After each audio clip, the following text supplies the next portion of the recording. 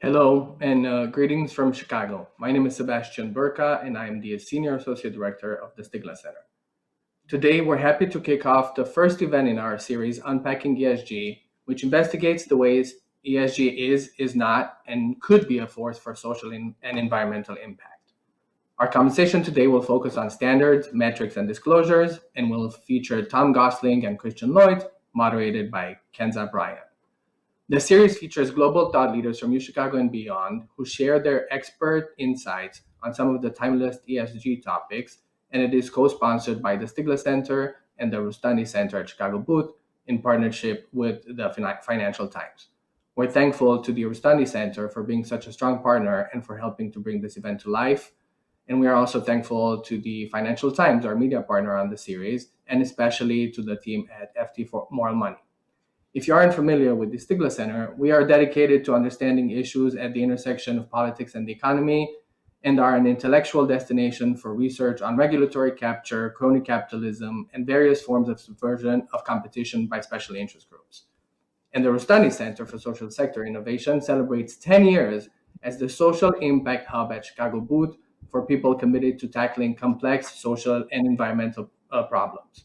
By promoting innovation, advancing faculty-driven social impact research, launching social ventures, and convening thought leaders and practitioners, the center develops the people and the practices that accelerate social change. FT Moral Money is the destination for news and analysis on the role of business and finance in the drive for a fairer, cleaner, and more sustainable world economy. The newsletter offers sharp coverage and commentary on the debate over the purpose of business and of capitalism itself. We encourage you to check out the Stigler Center's publication, promarket.org, subscribe to the Capitalism podcast, as well as the Rustandi Monthly, and also FT Moral Money, which publishes 3 times a week. The relevant links can be seen in the chat function at the bottom of your screen. And before we begin, please note we are on the record and we will post the event video on YouTube later. If you have any questions for the speakers, please start submitting them via that Q&A icon at the bottom of your screens, and we will try to get to as many as possible toward the end. As usual, views expressed by guests are their own, not those of the organizers or the University of Chicago. I also want to highlight the next events in this Unpacking ESG series. On June 14th, on shareholder democracy, and on June 21st on whether corporate ESG is political activism. Please check out the series website for more details and to register. Now, please allow me to briefly introduce our speakers. Their full bios can be found on the event page. Tom Gosling is an executive fellow at London Business School and the European Corporate Governance Institute. He is also on the ESG Advisory Committee at the Financial Conduct Authority and on the advisory panel of the Financial Reporting Council. Previously, he was a senior partner at PricewaterhouseCoopers, where he established and led the firm's executive pay practice. He brings more than 20 years of experience as a board advisor, and his expertise covers executive pay, investor stewardship, corporate purpose, and regulation. Tom contributes to the evidence-based practice of responsible business by connecting academic research, public policy, and corporate action, among others. Christian Lloyd is the Charles F. Pohl Distinguished Service Professor of Accounting and Finance and a co-organizer of the Clark Center European Economic Experts Panel here at Booth. He is a research associate at the NBR, research fellow at the CEPR and Leibniz Institute, and also a fellow at the European Corporate Governance Institute and the Center of Financial Studies, among others. His research focuses on the role of disclosure and transparency in capital markets and other settings, the economic effects of regulation, international accounting, corporate governance, and corporate financing. His work has been published in many top academic journals, and he has received several awards and honors, including being named by Thomson Reuters as one of the world's most influential scientific minds for 5 years in a row. And last but not least, our moderator today is Kenza Bryant.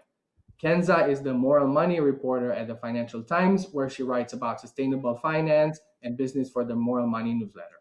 Before joining the FT, she was an investigator at the climate and anti-corruption group Global Witness. She has also been a foreign and consumer reporter for the Times and the Sunday Times as well. And now, without further ado, I turn it over to Kenza and our speakers. Thank you.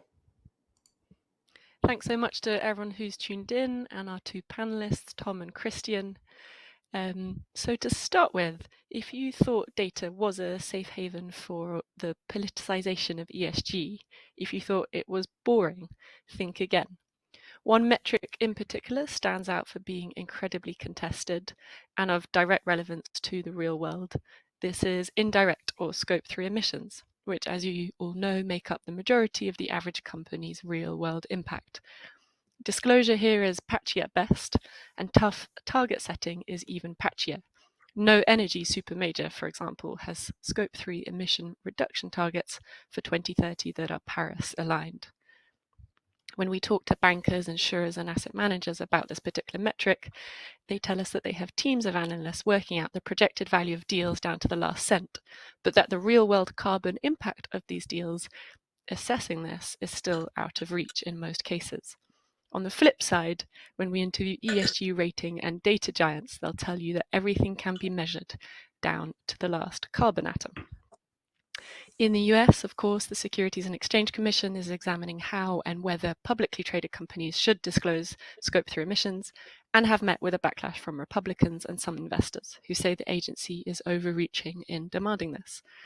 So even as data disclosure rules blossom in jurisdictions like the UK, the EU, and the US, the data on the things that matter remains patchy and also remains controversial. So I think the broad question we're trying to answer today is whether widening the evidence base for sustainability endeavours can turbocharge action by business and finance. In other words, how more transparency could be used to create more accountability, and whether in some cases disclosures are being used as a substitute for action. I welcome your thoughts and questions on all of this, so do start putting them in the chat box. Without further ado, I'd like to turn to Tom to ask what the purpose and philosophy behind ESG disclosures is, and whether focusing on these could help depoliticize the space at a time of increasing backlash against the ESG project. Well, I think that there are two quite different sets of objectives behind ESG disclosures. And I think there's one that almost everyone agrees on around the world, which is this idea that corporate disclosures should give investors the information needed to assess ESG risks that affect the enterprise value of the firm. And this is a traditional single materiality approach that underpins things like the Task Force for Climate-Related Disclosures, which in various forms has been widely adopted throughout the world, and also underpins the International Sustainability Standards Board disclosures, the SEC's climate disclosures, and a whole load of emerging voluntary and compulsory disclosure rules in Asia and elsewhere. And you sort of feel it should be possible to depoliticise this aspect of ESG data, because it should be possible to get some agreement on what is material to enterprise value. And indeed, before the ESG culture wars kind of became a thing, the Sustainability Accounting Standards Board had made a pretty good fist of doing this. But even here, as we're seeing in the US, it's not easy given the kind of controversy that there is over the SEC's new climate rule, which is pretty broadly supported by investors. But there's then a very different objective behind ESG disclosures, which is to help redirect corporate behaviour to address environmental and social issues. And this leads much more to a focus on the impact that companies have on social and environmental issues, kind of regardless really of whether those issues end up being financially material to the company. So, human rights abuses in a company's supply chain may or may not come back to bite them financially, but the company, sure as you like, has an impact on those human rights abuses. And the philosophy here is that if we have better disclosure around these ESG issues, then we'll have better performance from companies on these issues and a better world. And this sort of so-called impact materiality approach is commonly identified with the EU approach to these sustainability disclosures, which is really explicitly intended to drive change on environmental and social matters, and is really not visible in US regulation. But really interestingly, it's also visible in some of the guidance that's coming out in China, which is focusing on aspects of corporate citizenship like meeting China's dual carbon goal and contributing to the common prosperity agenda. And I think that this shows that this dimension of ESG disclosure is impossible to depoliticise, because the non-financial objectives you choose to care about are inherently political, and different countries will have different goals that they are seeking finance to pivot towards. And I think the EU-Chinese flavours of this are a good illustration. So I think here you need some level of political agreement within the society for which the rules are being set. And Christian, I'd like to turn to you. Like Tom, you're in some ways mostly an academic. In what ways does your research and your real world experience tell you about whether more disclosure leads to more impact? So let me first say that I think Tom set this up really nicely, and I sort of largely agree with the distinctions that he made between these two different goals. And I think that's very important, I think, to keep in the back of our minds. And I want to sort of add one before we get into what the research can say about this, which is, if we think about the financial risks perspective, that I think should, as Tom said, be largely non-political. And it's a ship that sailed a long time ago. Most of the systems we have, reporting systems we have around the world, are basically based on this idea of financial materiality. That in that space, we're not capturing what would be corporate externalities. So if we think about greenhouse gas emissions, water usage, or biodiversity, or some of these corporate activities that basically affect society and have imposed costs on society, but are not very costly to the firm, they're almost by definition not financially material to the firm, unless society decides at some point that they want to internalize these external effects that the firm has on the environment and on society. And so it is that space where I think a lot of the politicization is taking place. But as Tom said, we can't sort of in that space, it is inherently political, because it's important to ask who gets to decide what what change are we driving, what kind of changes do we want to see.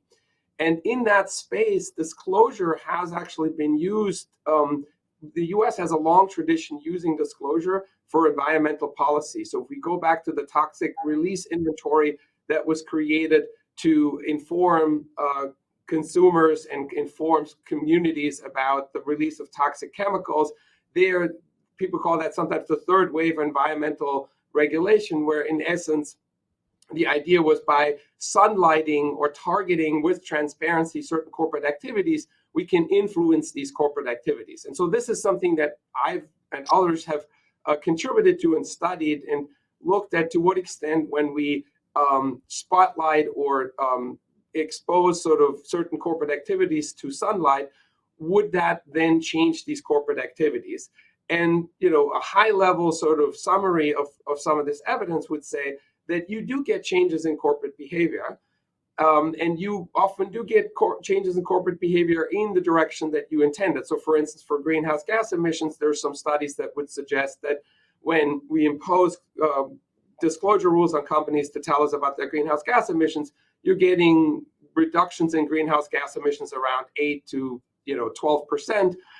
We have done a study on fracking and the water pollution that comes with fracking, and to what extent sort of providing more transparency around the chemicals that are being used in the fracking fluids. Would that change some of the corporate practices? And again, we saw effects on the order of 10 to 15% in terms of reduction of water pollution. So in that sense, I think there is sort of there's some positive evidence out there that says disclosure regimes can work. But there's also evidence out there, not surprisingly, that sometimes these regimes can have unintended consequences. And so for those who want to drive change with disclosure regimes, they have to be aware that sometimes we will get unintended consequences. And these unintended consequences are connected to the way that disclosure regime works. And the idea here is, when we expose corporate behavior through a transparency regime, we're essentially hoping for a societal response, or a response from the consumers, or a response from the investors that then imposes costs back on the firm. And so the issue is that these responses are sometimes very difficult to foresee.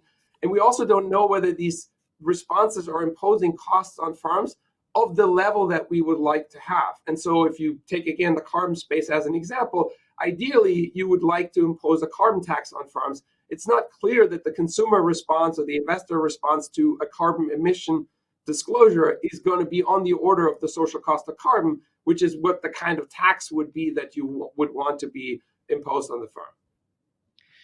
Christian, very interesting idea. Broadly, there is some link between disclosures and impact, but unintended consequences need to be watched out for. Let's dive straight into some of those unintended consequences, some of those specific regimes that we might have at the back of our minds. Tom, I was hoping you could tell us a little bit about how different approaches to fund disclosure rules vary across the world, and whether they tell us anything interesting about those governments' attitudes to the role of finance, the role of business in transitioning the economy. Yeah, sure. And I mean, when you look at investment fund disclosure regimes around the world, there's a bit that's quite similar across them all, and then there's a bit that's different. So we start with the bit that's similar. I think a common theme they all have is that they aim to protect consumers against greenwashing by trying to ensure that funds, in essence, just do what they say on the tin. And that's true of the rules in the US, the EU, the UK, and Singapore, which I think is the only Asian territory that currently has compulsory fund labelling regimes. And so all of these territories have introduced or are introducing specific disclosure requirements for funds that have ESG or sustainability objectives. And these include things like explaining what those objectives are, any targets you have associated with them, how you meet those objectives, and so on. And there's a lot of overlap between these requirements across the world, although, you know, in practice, each regulator is putting their own unique spin on things, which makes it pretty tricky for global fund managers. And then I think the other common factor is a link with fund naming. So it's recognised that, you know, consumers don't always look that deeply into what a fund is actually doing, and that names actually matter. So if something is called a sustainability fund or an ESG fund, then consumers sort of infer that that fund is having some real world impact. So all of these territories are also introducing rules about what's required if firms are going to use words like ESG or sustainability or climate in their name. So sometimes, like in Singapore, that might just trigger whether enhanced disclosure rules apply to you. But the US, EU and UK are all trying to apply kind of minimum percentages, 80% or 70% of the fund investments that must directly reflect what is in the fund name. And that all sounds really sensible until you start getting into some of the complexities around ESG. So if your ESG strategy is just to invest in carbon, in low carbon emitters and companies with diverse boards, then it's pretty straightforward to identify what it means to have 80% of your investments held in such companies. But what if your strategy is a tilting strategy that looks to overweight better performers and underweight worse performers, but still keep them in your portfolio to try to incentivize improvement? And that no longer fits so well within that sort of a strategy. So you sometimes find that the form of the regulation determines the products that are designed, and not always in a way that delivers real world change. And so then coming on to what's different. Yeah, Tom, I was wondering whether we could quickly just focus on one jurisdiction, because I'm appreciating that level of detail that you've been giving, particularly in the EU. If you can talk a little bit about the EU's flagship SFDR disclosure rules and the taxonomy. There's been a recent wave of controversy over EU fund naming, with names changing from the greenest fund to the semi-green fund and back to the greenest fund. I wonder what all of these debates tell us about how well specifically the EU regime is functioning, given that it's the most active and trigger happy on disclosure regulations. Yeah, I mean, you know, and I think what's happening in the EU can demonstrate some of these unintended consequences. I mean, I think there've clearly been teething problems. So, I mean, just very briefly, in Europe, there's a disclosure regime where funds can either be Article 6, which means that you don't have a explicit sustainability objective. You could be Article 8, which means that you promote environmental and social characteristics. And you could be Article 9, which means you actually have a sustainable investment objective. And the problem was, at the beginning, people weren't quite sure what any of these phrases meant. But they sort of instinctively felt that they wanted to be Article 9 because that sounds like it's the most sustainable and the best thing to be in. And if you're wanting to sell investment funds, then it's probably best to be in the top division. And then the EU started making noises about, well, if you're Article 9, then every investment in the fund has to be sustainable. And a lot of fund managers got cold feet and they started reclassifying funds down from Article 9 to Article 8. That might now reverse because the EU's clarified that, well, maybe we're going to let firms themselves decide what's sustainable. So I think there's a lot of confusion about what sustainable actually means in the context of an investment, which is leading to a bit of an issue for fund managers. And now we've got another overlay in the EU with ESMA consulting on a fund labelling regime, because this Article 6, 8 and 9 was only ever meant to be a disclosure regime, but it kind of became a de facto labelling regime. So we might have a labelling regime that doesn't exactly match up with the 6, 8 and 9. So, if this was something that was meant to make stuff clearer for consumers, I think you can immediately see that kind of probably hasn't worked. And you get some very, very odd results because, again, embedded in the regulation, there's this idea of a Paris-aligned benchmark, which essentially is a sort of a benchmark index that where the carbon footprint of that index, reduces at a rate that is on the face of it consistent with the 1.5 degree target. But that decarbonisation could be met from just divesting higher emitting assets. Now, under the EU regulations, that could qualify as an Article 9 fund, which consumers would reasonably think is the sort of the highest category of impact. But the reality is that decarbonisation approach, if you sell fossil fuel firms, someone else buys them, it's probably not having a lot of real world impact. So I think that's an example where the way the regulations are written leads funds to be designed and marketed in a certain way that might be completely detached from their real world impact. And it's very difficult to do this in a meaningful way. I've dived in so deep. Yeah, exactly. I wanted to turn to Chris and ask you to maybe take a step back and tell us, does this level of detail in regimes, was that bound to cause dysfunctions in the real world? And if you can tell us a little bit about the US, the slightly lighter touch approach, whether that's yielded better results. Let me make first one maybe point that I think is very important for people to understand, and that was sort of implicit in Tom's response, which is, aside from this notion of truth in advertising and making sure that when consumers, invest in certain funds, they know what they're getting, I think what is important here to also understand is that when people speak about impact, that we sometimes have different things in mind in terms of what we mean by impact. And so most consumers would probably, or investors would probably say, if it's about impact, then it means that we're really changing something about the environment.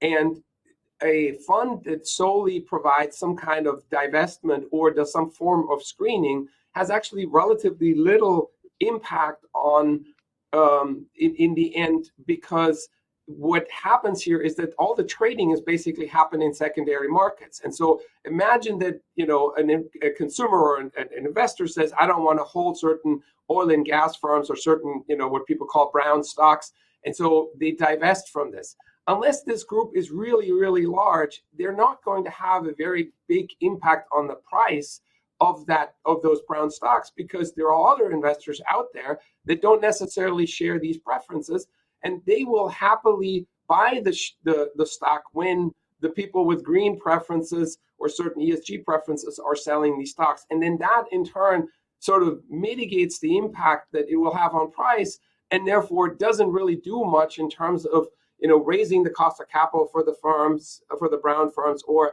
therefore forces them to change their behavior in some meaningful way. And so that's why I think it's important to look where investment, and by that I mean directly capital, gets directed towards green projects or projects that would help with decarbonization and so on, to make that distinction so that consumers can say, well, for reasons like my preferences, I just want to hold certain stocks and I don't want to hold other stocks.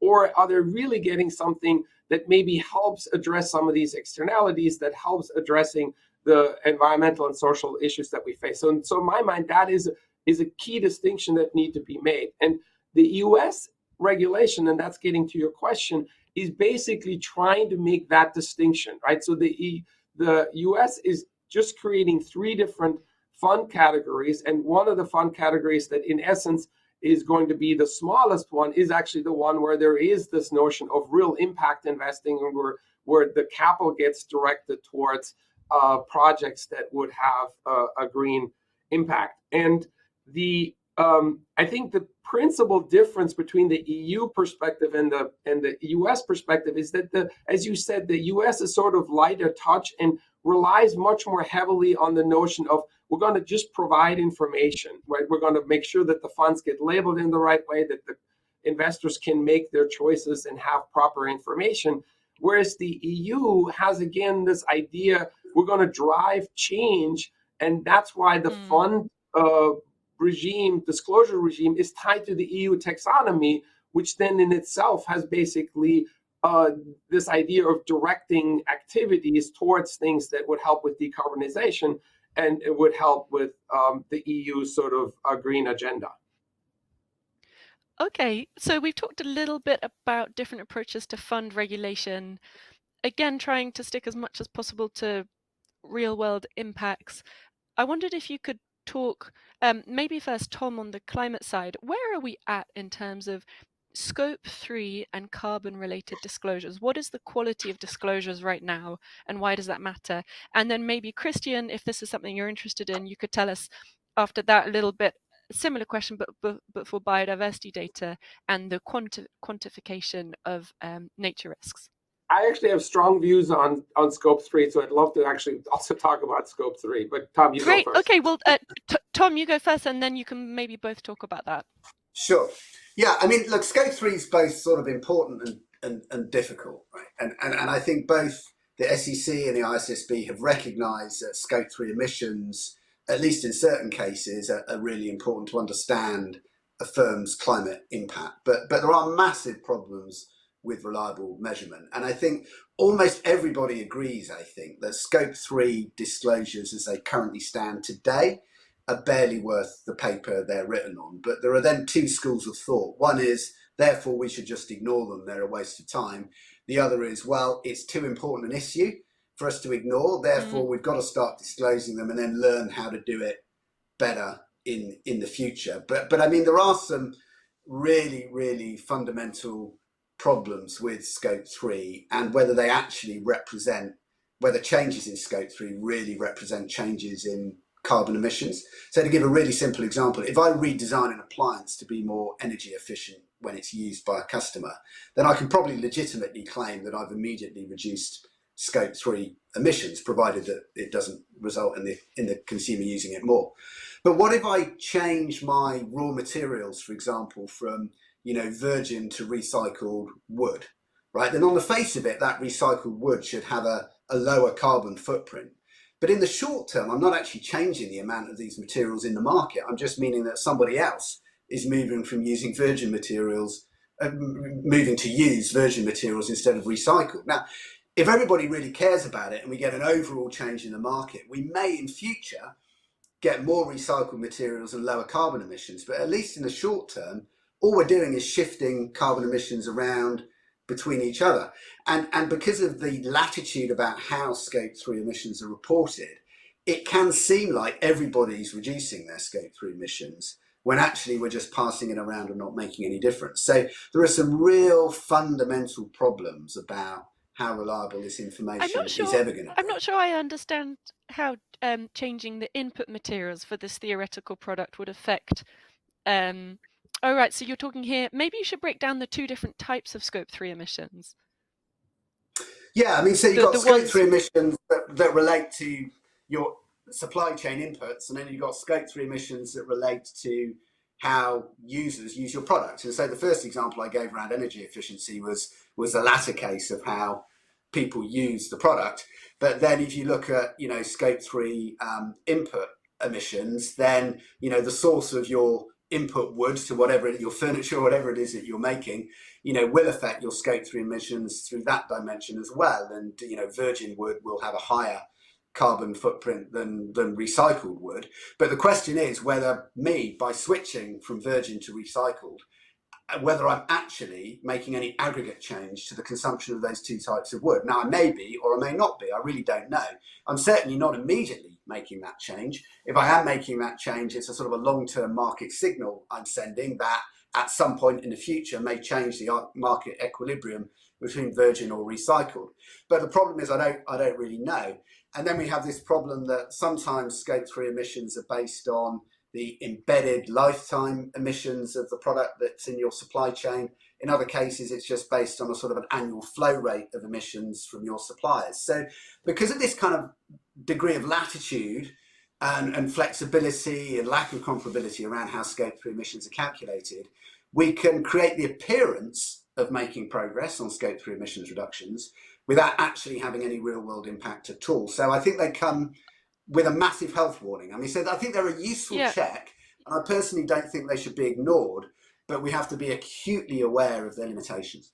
It seems to me there, Tom, that you were also raising a broader question about whether an individual company or a consumer changing their production or consumption habits has any impact on the wider ecosystem. And that's a much broader question beyond just Scope 3. It is a broader question, but it is reflected in how Scope 3 is reported. And so this then comes back to, how do we interpret that Scope 3 number? Do we interpret a reduction in Scope 3 as genuinely a reduction in emissions? In some cases it is.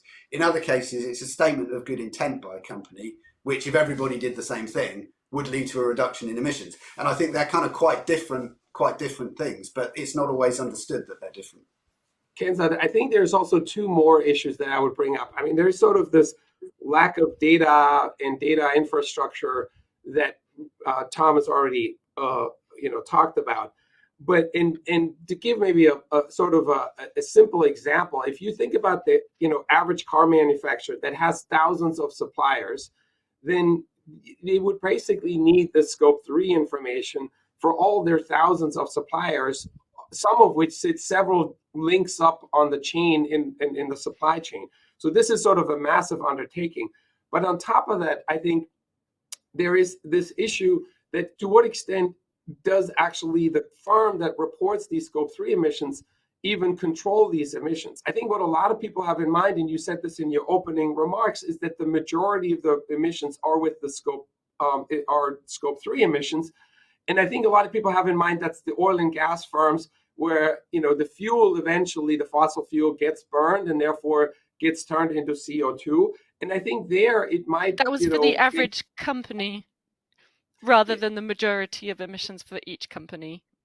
Yes, but if you think about an airline, right? For an airline, the biggest emissions would not be the Scope 3 emissions. They would actually be the Scope 1 emissions that they produce when they're flying their planes, right? And so in my mind, the other big issue, aside from with the data, is basically a control issue, like who actually controls in the end how the emissions come about. And for some of the downstream use, the firm will often have relatively little control how their product exactly gets used, and therefore not only makes the estimation difficult, but it also, in my mind, makes the argument that they're accountable for these emissions, makes that argument harder, and therefore we're not necessarily going to get the behavioral responses that we're maybe intending with these Scope 3 emissions. And then on top of that, you have a massive double counting issue that it also has to be seen. So imagine you have a supply chain of like 5 firms, and the Scope 1 emissions from the firm that sits at the very top of this supply chain essentially will get counted by every single of the downstream firms as a Scope 3 upstream emission, right? So there's going to be massive double counting, and you can't add up all these emissions and then say, well, do they add up to the global emissions that we're seeing by all the corporate sector? That's not what would be happening here. That was a fascinating overview from both of you on some of the problems with the current model. Do you have a kind of quick fire idea, each of you, about solutions and what would be the best way to regulate specifically carbon disclosures? I think quick, I would have 2. I would say first, I would make, because of the issues with Scope 3, my sense would be keep it simple and very quickly ask everybody to provide Scope 1 emissions, so the direct emissions from the entity, and do this broadly by all entities. So in essence, not just the publicly traded firms on which most of the regulation focuses, especially in the US, include the private companies, include state-owned entities, and basically get the scope 1 emissions, because then we also have this added sort of additive property that we can add all these emissions up to kind of get a sense for whether the emissions of the corporate sector as a whole are going down. And then the second thing I would do, if we really want to talk about the scope 3 type of emissions, because we want to inform the consumer what goes into a product, then to me, this is not about entity level disclosure. This should be about product disclosure. And here we should then work towards a system that works kind of like a value added tax, where essentially everybody passes their emissions on to the next chain and then gets a credit for the emissions that they've sort of passed on, so that we're not double counting, and that we in the end could actually almost have like a label on the product, be it a car, be it whatever you buy, and say, this is how much CO2 went into this product. Now, this requires a big infrastructure, but having everybody figure out their scope 1 would be a critical input and the first step to kind of make such a system work. Well, you know what? If you don't mind, Tom, I think we're going to move straight to questions, because those were two very interesting solutions, and I want to give the audience a bit of time to get involved. We've got loads and loads of questions already. I'm just going to look at the ones on carbon, seeing as we're on that topic. One question, the most recent one that's been asked, is what are the panelists' thoughts on scope 1 and 2 reductions through things like renewable energy credits and offsets? What's the most effective way to reduce emissions that is actually impactful? Maybe, Tom, you could talk about that. Yeah, I think renewable energy credits are not an effective way to reduce emissions, because they generally just result in emissions reductions that were happening anyway through decarbonisation of the grid being kind of passed around. So I think they're a great example of how you can reduce scope 2 emissions without really achieving very much. And in fact, there's some sort of disturbing evidence that actually quite a lot of scope 2 emissions to date have come through that channel. And so, undoubtedly, the protocols around scope 1 and 2 reductions need to be based on real sustainable own firm carbon emissions around core processes and core energy sources, rather than just shuffling deck chairs. And Christian, or either of you, if either of you have studied or have a particular interest in regulatory capture, which I understand the Stigler Centre does focus on, someone here has asked, sometimes it's hard to escape the conclusion that there are regulatory capture type dynamics playing out here. For example, with firms essentially obtaining a free government certified labelling scheme through SFDR, allowing them to sell more ESG funds, even though the EU has effectively not reached any of its stated goals, like stopping greenwashing. Is there some form of regulatory capture at play here? So, I think the question is a good one. And I think that is fundamentally the concern with the taxonomy, is that, as we said in the beginning, directing behavior in a democracy is fundamentally a, democratic and a political process. And so in that sense, the EU taxonomy is created through a political process. If you think about, what you would like to have in terms of saving the planet and addressing environmental and social problems, then you would ideally, of course, have something that is based on what is truly green, that requires a significant, sort of technical and scientific expertise. And these assessments will also constantly change.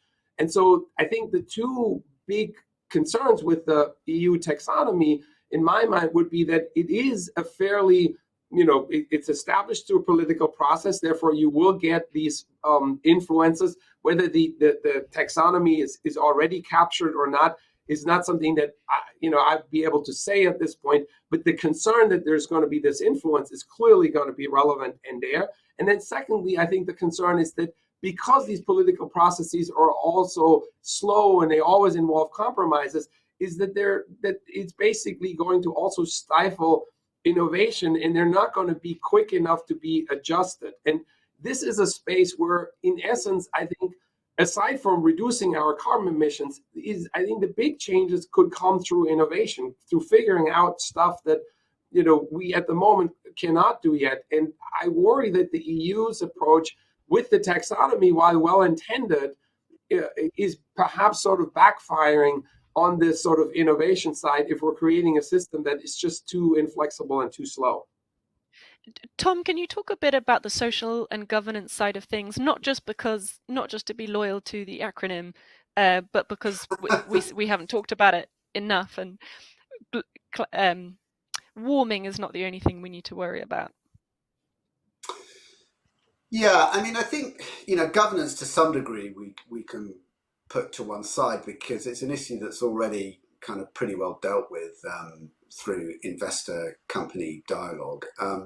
Social is interesting because, again, it takes you, straight back into the political realm, because I think whilst on an issue, on many environmental issues, there's at least a pretty solid scientific consensus. On a lot of social issues, there's kind of not.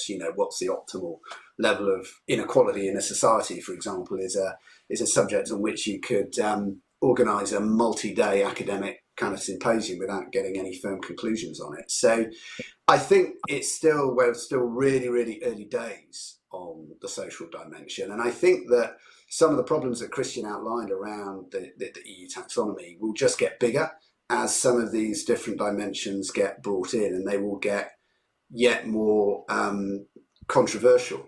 And I think this leads us to kind of a really big issue in all of this, which is maybe a little bit related to the regulatory capture, but on a lot of these issues, we know what we need to do. And we're devoting a lot of time coming up with ever more detailed disclosure requirements in the hope that that's going to kind of massively change behaviour. As Christian described early on, I mean, it will change behaviour maybe at the margin, but it's not going to have a first order effect on some of these kind of big externalities that exist. So I worry that we're involved in a kind of a big distraction exercise here, involving loads of resources on getting to ever greater levels of detail on something that fundamentally is going to be like bringing a pea shooter to a gunfight on some of these issues. There's a question that relates to that in a way. It's asking about, or rather, in fact, this is just like a live event. You get questions that are statements, but I think the statement is interesting enough to read out.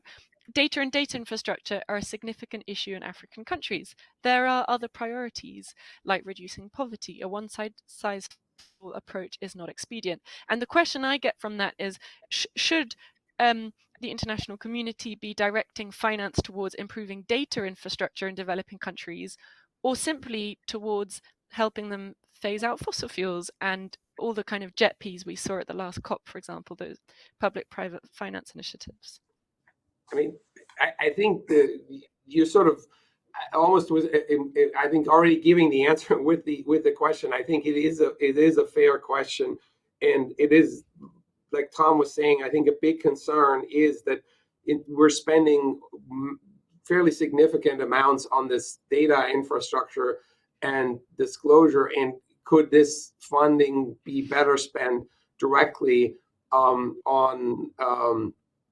projects that would have direct, some blended finance that would subsidize green investments or address real societal issues, especially, say in Africa, where, it's not clear for those societies that they should be spending a huge amount of their resources that are pretty limited to begin with onto the data infrastructure. Now, we should recognize so that there is a little bit of a trade-off in the sense that I think almost all of the solutions that we, have in store for the climate problem, biodiversity, and so on, will often require that we have some solid data, that we can study these things, that we have information. So the investment into the data and into transparency are well taken.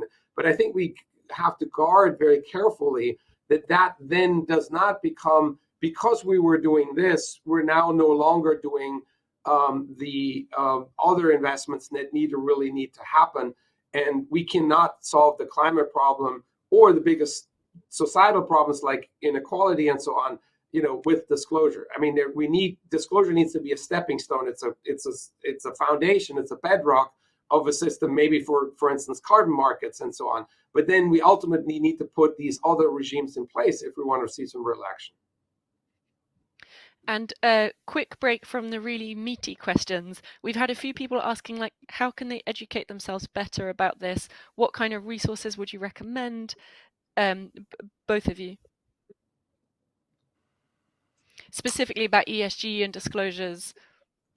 I mean, first you can give a plug to the Rostandi Center. I mean, they're putting on a number of events on this. Stigler has also had series on ESG. So the university is putting out. I think there's a lot of material coming from the various information intermediaries. So there is some really good pieces that you can find from the audit firms or from the rating firms that provide sometimes pieces that are relatively easy to read and digest. So those are good places to start in terms of reading up on this, along with the media that obviously covers this topic very extensively and often in good depth. Tom, a very quick idea from you. Yeah, I mean, I'd actually agree. I mean, I think rating agencies organizations like Morningstar, have very good information on this. Law firms, audit firms. I mean, what you don't want to do is read the original legislation, right, until you've got some idea about what it's trying to do, because your head will explode. And obviously, I would say investigative journalism, not only from the FT, but also the Journal, the New York Times, Bloomberg, to really make sure you're kind of getting underneath what's being said, as well as academic papers from universities like Chicago. Okay, so we have 10 minutes left. Keep the questions coming. We've got a question about electric cars, whether the transition to electric cars will contribute to improvements in climate change across the entire value chain. Is there any actual research to demonstrate that it will or won't? And if it won't, why are governments driving consumers and society towards it? I mean, I'm happy to have a go at that. But I'll also pivot it back onto the disclosure topic of today. I mean, I think that there's pretty good evidence that done right, the pivot to electric cars will help with decarbonisation, but it absolutely depends on where and how batteries are produced, and in a way comes down to this scope 3 kind of question, because if you've got batteries produced by coal-fired electricity in China, that's not going to be great. If they're produced by renewable energy in China, then that's going to be fantastic, and the sums are going to add up. But coming back to the disclosure point, I mean, I think the pivot to electric cars is not being caused by detailed disclosure amongst car manufacturers about their carbon emissions and transition plans. It's because various territories have said, we are not going to allow the sale of internal combustion engine cars after a certain date in the future, whether 2035 or whatever that date is. And from there, the market has figured it out. And I think that's a great example about how, we know what we need to do. We can just do it directly, and we don't necessarily need a whole bunch of disclosure to tell us that that's what we need to do. And I think if we think about the 5 most important things that we need to do on climate and biodiversity, I think we kind of know what they are, and we can just get on and do them. And actually, I don't think we do need a whole load of information to tell us about what it is that we need to focus on. So regulation of the real economy there, rather than endless data disclosures. I think this could be an interesting question for Christian. How would you incorporate these ideas into a formal accounting curriculum? So someone who's written in as an accounting educator, which I guess means a teacher or a professor. It seems to me that interesting topics like this, illustrating the role accountants can play, is a vital part of the conversation and can help drive interest in the profession. Yeah, so I think it's a great question, and something that we've actually here at Booth have thought quite a bit about, as have many other universities. So I last quarter actually did develop a new class for the curriculum that is on ESG issues. So it's called Navigating the ESG Landscape, and it took the students from understanding some of the broader issues that, for instance, Tom laid out in the beginning, understanding why we're doing ESG reporting, how does this connect to the firm's objective, what are some of the key issues, like the concept of externalities is very central here.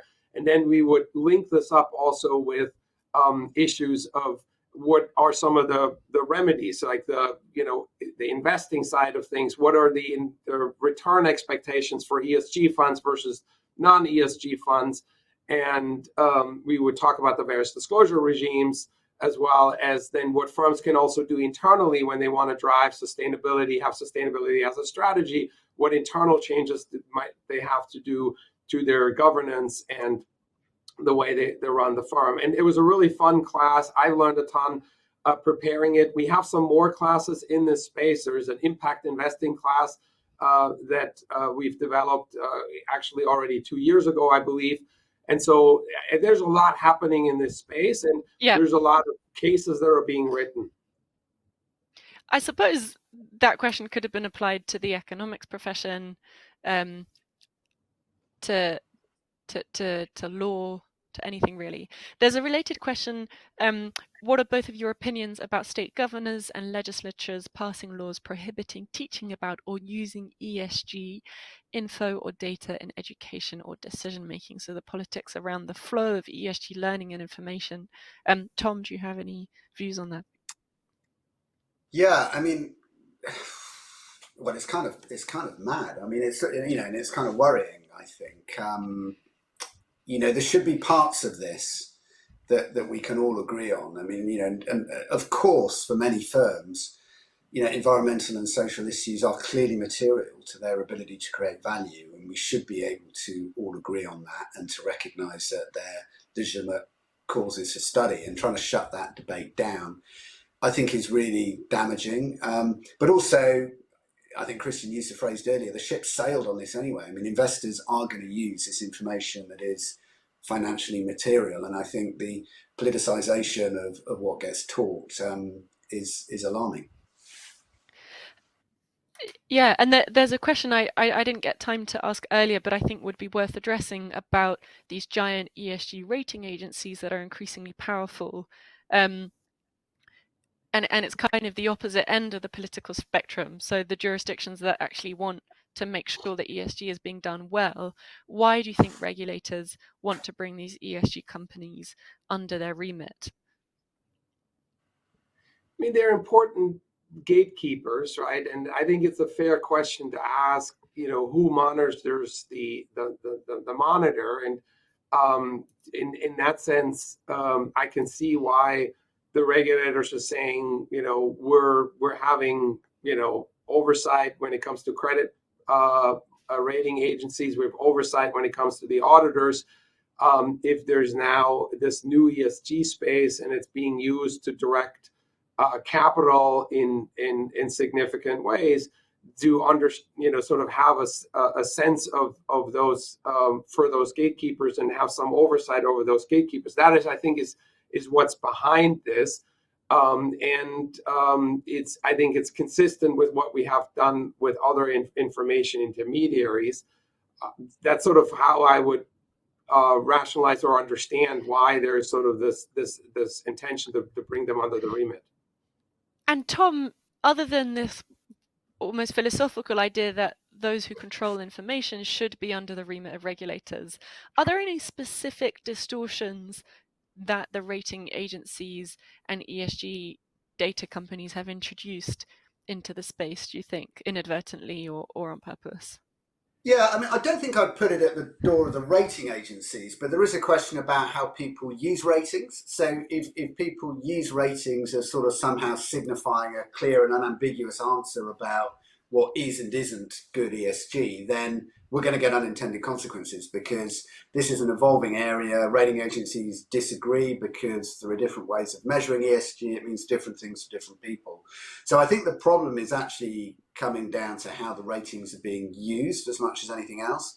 And I think that whilst it's fair for regulators to get involved with ESG rating agencies, I think it's really important that we let the market develop here and that we don't seek to impose premature standardization on what is really an evolving and nascent field. We've got to let the market decide what information is useful to users. And given how much there is in this space, sort of still learning going on, and it is, I think, important to exactly let these forces play out. I think there's a lot of at the moment debate over the fact that these ratings, that you can find ratings for a company where the company gets a top rating, and then you can find another rating where the company gets a rating towards the bottom. And people sort of view this as evidence of saying, look, there is a huge problem with these ratings. And to some extent, there are problems. As Tom said, this is a new and an early space. But for instance, we wouldn't think that when analysts provide a buy rating for a stock and another analyst thinks it should be a sell, and they have, divergence in opinions, we wouldn't think that that's a problem with the analyst space either. So in some sense, I think this sort of disagreement of the rating agencies is a little bit of overplayed because they have different methodologies, they use different data.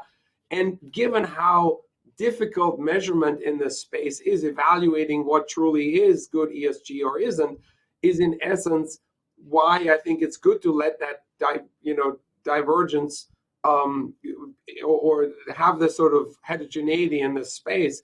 Where we just have to be, again, careful about is that people understand that they don't think that that they can use that signal sort of without further understanding what's behind it in the methodology, and that people have sort of a more sophisticated understanding of the limitations of these ratings. We had exactly the same debate, by the way, about maybe 10, 15 years ago with governance ratings, when the various proxy advisors were starting to rate the governance of companies. And it was a similar kind of issue in terms of the governance ratings being somewhat all over the place. And then over time, we learned and we've converged a little bit. And I think that's a process that has to play out in this space too. Thank you for that, Christian. And I wanted to end with a very quick answer from Tom on AI and how this might affect the space, and whether even greater transparency about disclosures, even bigger pipelines of data can be a force for good. Yeah, I mean, I think this is really interesting. And just very briefly, I think there are two particularly interesting respects. So one is just the ability to make sense of the vast amount of kind of disclosed data that's out there, potentially across different regimes that aren't quite consistent. I think you can see AI tools really helping with the agglomeration and standardization of that information. But I'm also really excited by novel data sets. So in areas like, for example, methane leakage from oil and gas companies, but also biodiversity impacts, we've now got kind of satellite and other data, which is totally independent of what anybody's reporting, but which is actually giving a much more accurate picture of what is really going on the ground. So I think there are some, really exciting potential data sources that give real-time information about what is actually happening on the ground in a lot of these issues that will be much more usable than some of what is coming out from more traditional forms of corporate disclosure. That's fascinating and hopeful. Thank you very much, both of you. I believe our time is up. Thank you, Kenza. Thank you.